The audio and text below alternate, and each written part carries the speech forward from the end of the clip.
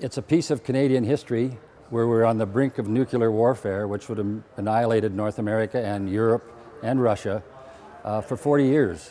And we think it's a part of history that hasn't been put out to the market, to people, especially the school children who come through here on regular intervals, school tours throughout the year.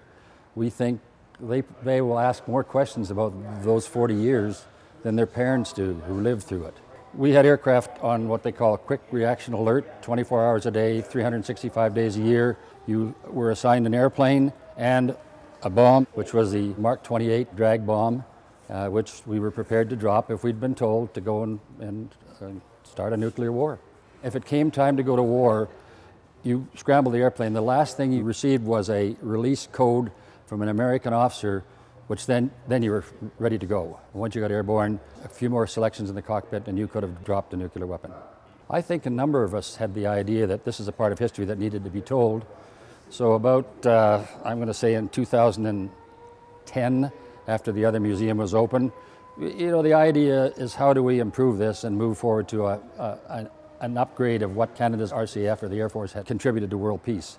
And this was the natural, because it was an unknown story. In fact, I think you'll find that the only museum in Canada of a military nature that reflects totally on the Cold War will be the Air Force Museum of Alberta.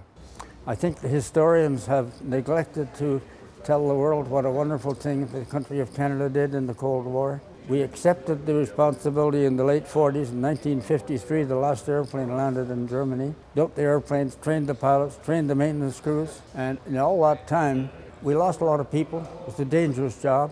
Actually, it was just to provide a force that would discourage anybody from coming across the line into Germany or further east.